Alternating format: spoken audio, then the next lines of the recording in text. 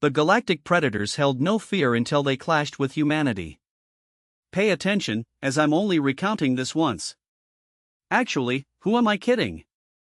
I'll likely be telling it until my fourth liver gives out.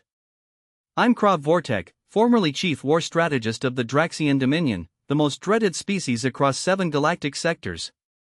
At least, we were before them. The most feared species, you scoff?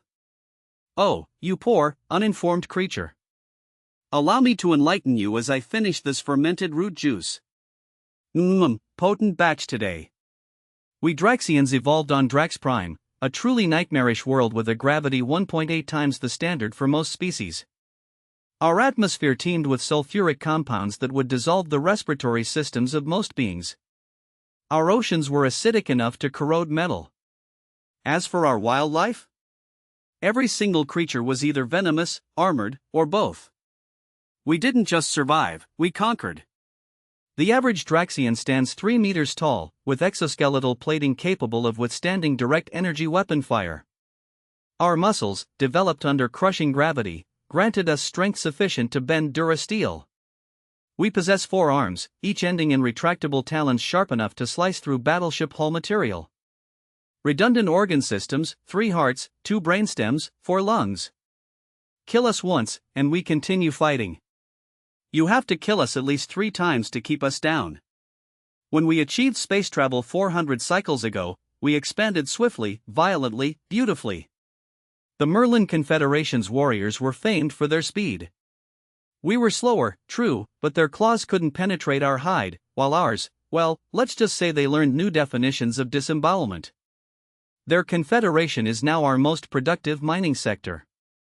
The synthetic collective, artificial beings supposedly perfect combatants? Please.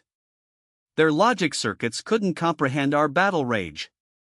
When a Draxian berserker enters blood frenzy, no algorithm can predict our movements. They calculated a 97.8% chance of victory.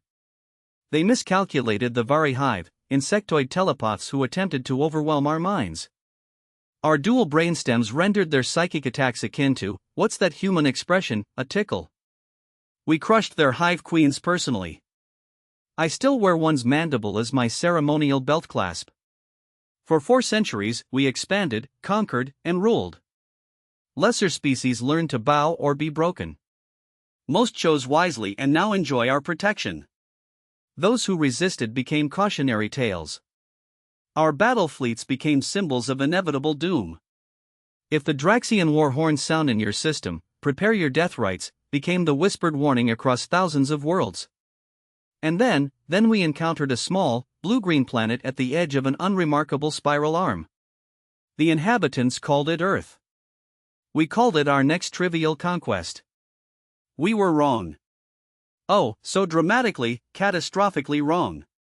Laughs and slams down drinking vessel. The databanks classified them as deathworlders, sure, but class 3 at best. Nothing compared to our class 7 homeworld. Bipedal, soft-skinned mammals with no natural armor, no claws, minimal strength by our standards. Their gravity barely half of ours. Their atmosphere practically sterile. How dangerous could they possibly be? Drinks deeply, wiping mouth with scarred upper arm. I'm missing 2 of my forearms now and consider myself lucky compared to most of my battlekin. Let me tell you exactly how dangerous these humans turned out to be. First contact? More like first comedy show. Our long-range scouts detected their primitive radio signals centuries before we bothered to investigate. Their music and television broadcasts were filed away as cultural curiosities of yet another species that would eventually join our empire. We had bigger fish to fry, as humans would say. The Orland Republic was giving us trouble in the Cygnus Arm. When we finally dispatched a proper reconnaissance vessel to their solar system, Commander Bresk Talon of Night, always dramatic with his battle names, reported back with barely contained laughter to the Supreme War Council. He transmitted, these creatures spend most of their time fighting each other over imaginary boundary lines on their own planet. Their weapons, chemical projectiles and crude explosive devices. Their most advanced vehicles can barely reach their own moon. They're divided into hundreds of competing territories. Conquest recommendation, single battle group, estimated resistance time 3 planetary rotations maximum. The War Council didn't even dignify the report with a full meeting.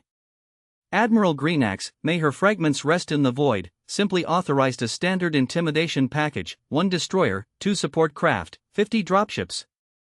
Standard procedure for primitives.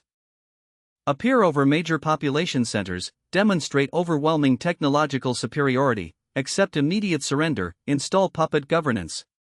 Done by dinner time. Just another Tuesday in the Dominion. I remember lounging in my strategy chamber, barely paying attention to the operation feeds.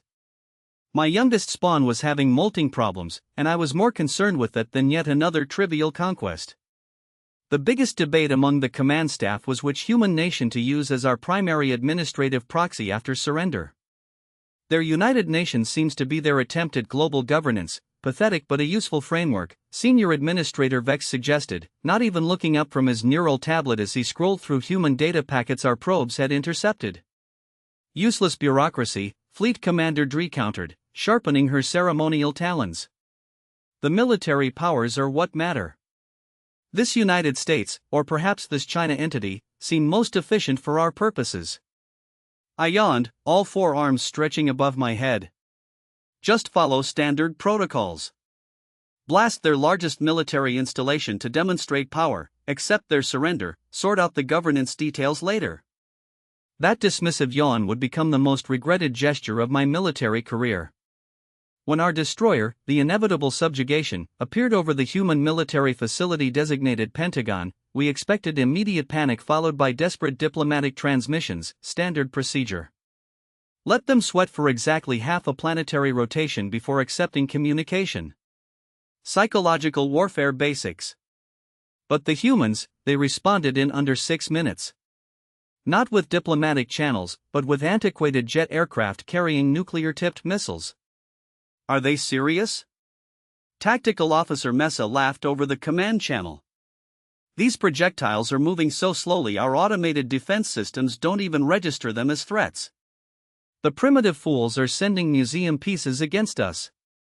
That's when the first missile impacted our forward shields. And our shields, designed to deflect energy weapons and gravitic distortions, had a slight calibration issue with primitive kinetic and nuclear weapons. Minor damage to forward array, the ship's intelligence reported calmly. The laughter on the command channel died immediately. What did you just say? Admiral Greenaxe demanded.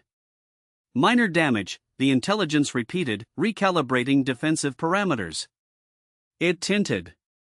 And then, before recalibration completed, 3 more missiles hit. This was not going according to protocol. The inevitable subjugation didn't live up to its name. After those first primitive nuclear strikes, Admiral Greenaxe, finally taking the situation seriously, ordered a tactical retreat to high orbit. A prudent decision, though at the time we all saw it as an embarrassing overreaction. Recalibrate defenses and return immediately, War Counselor Thrax commanded from Drax Prime. This momentary setback is unacceptable. These primitives must learn their place. Admiral Greenaxe complied, but with a more measured approach. Instead of hovering over their military headquarters, she deployed our standard ground forces, 1 battalion of Draxian elites, to a remote area designated Nevada. The plan: establish a foothold, demonstrate ground superiority, then advance methodically. Let's not underestimate these creatures again, she transmitted to the War Council. They've shown unexpected resourcefulness. I remember Thrax's dismissive snort. 1 lucky strike against unprepared shields doesn't constitute resourcefulness. Complete this conquest, Admiral, or return your command insignia. What fools we were, so confident, so blind. The dropships landed in formation, deploying 500 of our finest warriors, armed with plasma rifles, protected by personal shield generators, supported by hovering artillery platforms. Standard conquest package.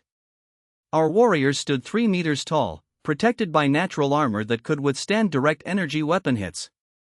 Each carried enough firepower to level small buildings. The battlefield cameras transmitted everything back to the Dominion fleet. The humans arrived 2 hours later. Ground vehicles, primitive aircraft, troops in flimsy fabric armor. We actually wagered on how quickly they'd break and run. They didn't run. Not when our first plasma volley vaporized their forward vehicles. Not when our artillery platforms reduced their aircraft to flaming debris. Not when our warriors charged into their lines, expecting to scatter them like vermin. Instead, they adapted almost instantly. They're targeting the shield generators specifically, Battle Commander Kovac reported, confusion evident in his flanged voice. How did they identify that weakness so quickly? Their primitive projectile weapons, while initially deflected by our shields, are being fired continuously at precisely the same spots on each warrior's generator housing. Statistical impossibility to hit such small targets consistently unless they're guided by targeting systems. Our technical analyst realized with shock, but our scramblers should be preventing that. That's when we discovered human targeting systems didn't rely on the quantum frequencies our scramblers affected. Their crude radar and infrared targeting simply worked. The first warrior fell 20 minutes into the battle. Shields overloaded by concentrated fire. Then projectiles tearing through even our natural armor with unexpected velocity. They're using depleted uranium rounds, the analyst reported, voice rising with each word. Primitive but effective. More warriors fell. The humans pressed forward, demonstrating something we'd never encountered, coordinated small unit tactics. Each human group moved as though sharing one mind, covering each other, flanking, falling back to draw our warriors into crossfire situations. Where are they getting these combat doctrines? I remember asking the command staff, watching the feeds with growing concern. Their planetary history shows no unified military training. Commander Day accessed their information networks. They're not unified. These are soldiers from different nations using tactics they developed fighting each other. The realization hit us like a gravity hammer. While we conquered other species, humans had been perfecting the art of war against the most dangerous opponent possible, other humans. By the 4-hour mark, our superior force was surrounded. The humans had called in reinforcements, not from space, but from across their own planet. Their combined militaries were coordinating seamlessly, as if they'd trained together for centuries, rather than being enemies days before. They're using our own tactics against us, Battle Commander Kovac transmitted, his signal breaking up as human forces pressed closer. They watched how we deploy, identified patterns. And his transmission cut off as artillery fire overwhelmed his position. The battalion's final transmission came from acting Commander Vrex, formerly our logistics officer, now the highest-ranking survivor. They're not just shooting anymore. They've adapted their weapons to our armor weaknesses. They're using some kind of high-temperature incendiary that adheres to our exoskeletons. It burns through everything. His breathing became labored. And the sound they're making, these vocalizations as they attack. Not fear, not rage. It almost sounds like laughter. 8 hours after deployment, we lost contact with all ground forces. 8 hours. A single battalion of Draxian elites, who once held off an entire Merlin battle fleet for 3 days, eliminated in 8 hours by primitives with chemical weapons. The War Council was speechless for precisely 6 seconds. Then the shouting began. After that Nevada disaster, the War Council finally showed some sense. They dispatched 3 full battle fleets, nearly 30% of our military might. This wasn't a conquest anymore. It was a serious military campaign. These humans represent an unexpected threat, Supreme Commander Vord declared, not because of their technology, which remains primitive, but because of their unconventional attributes. Oh, how diplomatic of him. Unconventional attributes. What he meant was these soft, squishy creatures are somehow killing our elite warriors, and we don't understand how. Our xenobiologists delve into their public scientific databases, which these naive creatures had broadcast into space for anyone to intercept. We thought we'd find their weaknesses. Instead, we discovered the true horror of humanity. This can't be correct, Chief Biologist next reported to the War Council. I was there, taking notes for strategic analysis. According to their own medical texts, humans can continue fighting after losing more than 30% of their blood volume.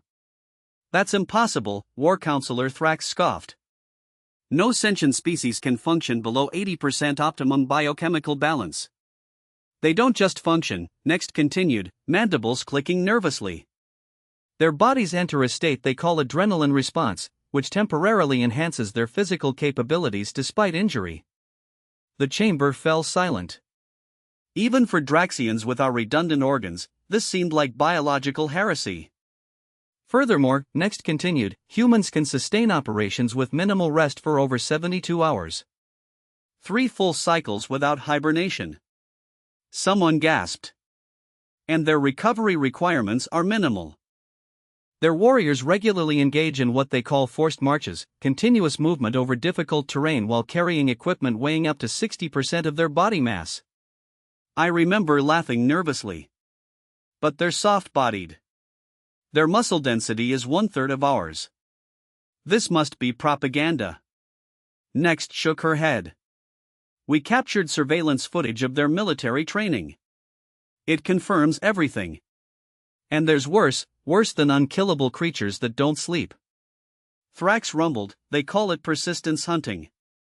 Next said, projecting images of primitive humans chasing prey across blistering savanna landscapes.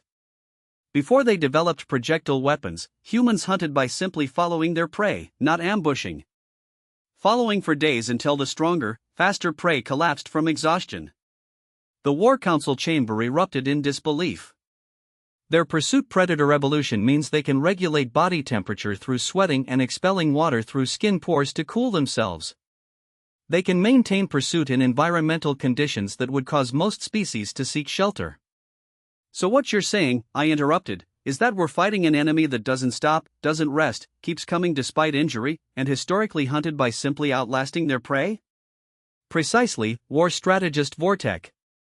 The revelation hit like a supernova. While we Draxians evolved as ambush predators, overwhelming with immediate force, humans evolved as something far more terrifying. The thing that keeps coming no matter what, no matter how long it takes, no matter the cost.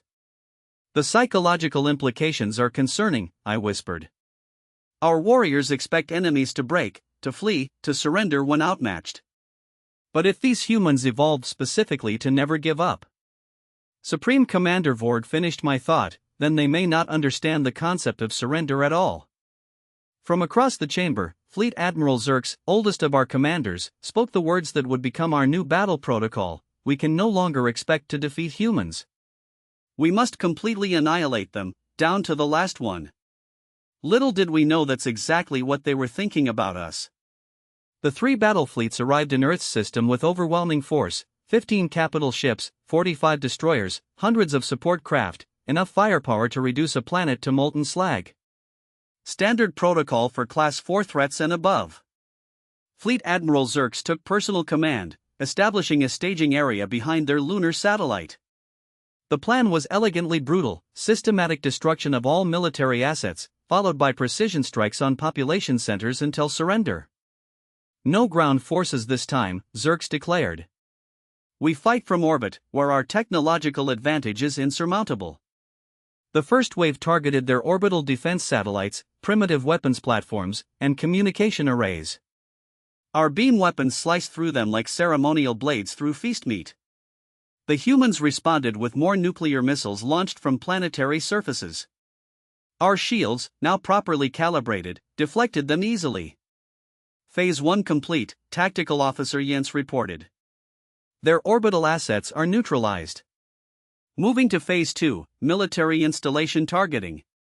That's when the first anomaly appeared on our sensors. Malevolent energy signature detected, Science Officer Draenix announced. Coming from lunar surface. Impossible, Zerx dismissed. Our intelligence confirms they have no lunar military presence beyond a small research outpost. The energy signature intensified. It's some sort of directed electromagnetic pulse, Draenix reported, mandibles clicking anxiously, but the power requirements would be. The pulse hit our forward fleet. 5 destroyers immediately lost power, drifting helplessly. Urgency assessment. Zerx roared. They've been developing weapons we knew nothing about. I realized, reviewing the sensor data. This electromagnetic weapon was specifically calibrated to our shield frequencies. But how? Zerks demanded. They couldn't possibly know our. They studied the wreckage from Nevada, I interrupted. In just days, they reverse-engineered our technology enough to develop a countermeasure. This revelation hit our command staff like a gravity hammer. We'd spent centuries perfecting our military technology. The humans had found a weakness in days, before we could recalibrate. The second phase of their attack began, not from the lunar surface, but from Earth itself. Multiple launches detected, Tactical reported. These aren't nuclear missiles. They are smaller. Thousands of tiny objects accelerated toward our fleet, too small to trigger automated defenses, too numerous to target manually. What are these? Zerks demanded. The answer came when they impacted our ships. Each projectile was a self-contained boarding pod, barely large enough for a single human. They attached to our hulls like parasites, cutting through with primitive but effective thermal tools. Boarding parties? Zerks laughed. They're sending boarding parties against Draxian warships. The laughter died when the situation reports started flowing in. These weren't standard boarding parties attempting to capture our vessels. These were human special forces. They called them SEALs, Spetsnaz, SS, and other cryptic designations, with a single mission: sabotage. They moved through our ships with shocking speed, ignoring direct confrontation where possible, heading straight for critical systems. They'd studied our ship designs, again from the Nevada wreckage, and knew exactly where to plant their explosives for maximum damage. They're avoiding direct combat, I observed, watching security feeds with growing dread. They know they can't win in direct confrontation with our warriors, so they're not even trying. This is surgical. When confrontation was unavoidable, they used tactics we'd never encountered. They flashed devices that overloaded our sensitive eyes and sound weapons that disrupted our equilibrium. And, most disturbing of all, they worked in perfect coordination despite having no apparent communication devices. How are they communicating? I demanded. Our scramblers should block all transmission frequencies. The answer came from a captured human, half dead but still defiant. Commander Brez interrogated him personally. Pointed to ears and signals. Brez reported, disbelief evident in his flanged voice, they developed an entire nonverbal communication system for when technology fails. They call it tactical sign language. Each squad has memorized hundreds of distinct gestures. By the 6th hour of the battle, we'd lost 12 destroyers and 2 capital ships. Not to superior firepower, not to advanced technology, but to small teams of humans who simply refused to die easily, who adapted to each security measure almost instantly, who seemed to communicate telepathically, and who understood our weaknesses better than we did. They're carrying classified schematics of our vessel layouts, Security Chief Raz reported, holding up captured human equipment. These are our own technical documents, translated into their languages. Impossible. Zerks roared. Those are highest-level military secrets. That's when we made our most horrifying discovery. The humans hadn't just recovered technology from our Nevada force. They'd captured warriors alive. Our interrogation protocols are designed to resist psychic intrusion. War Council Representative Thrax sputtered. No conventional questioning could extract classified information. They didn't use psychic intrusion, Intelligence Officer Mira whispered, reviewing the captured human data. They used something called empathy operations. They treated the captured warriors with respect, tended their wounds, communicated through translation algorithms, and simply asked questions. And our warriors just answered. Zerks was incredulous. Mira nodded slowly. According to this data, yes. They found the concept novel. No species has ever tried to diplomatically extract information from Draxian warriors before. That revelation changed everything. These humans weren't just physically persistent. They were intellectually flexible in ways we couldn't comprehend. When overwhelming force failed, they tried diplomacy. When that failed, they tried trickery. When that failed, they tried something else, always adapting, never following predictable patterns. We were fighting an enemy that refused to fight by any recognizable rules of war. The final confrontation and aftermath unfolded days into what should have been a 3-day conquest. The Supreme War Council convened an emergency session. I attended via quantum link from Admiral Xerxes' flagship, the Indomitable Will, one of our few remaining functional capital ships. This situation is unprecedented, Supreme Commander Vorg admitted, his proud crest drooping with fatigue. 3 battle fleets, reduced to 40% operational capacity by primitives with barely functional space technology. We should withdraw and re-evaluate, suggested War Counselor Nexus, always the cautious one. Perhaps bombard their planet from beyond their weapon range. Retreat? Counselor Thrax bellowed, smashing a command panel with one massive fist. The Draxian Dominion does not retreat, especially not from hairless primates barely out of their evolutionary infancy. And the debate raged for hours. Meanwhile, the humans weren't debating, they were acting.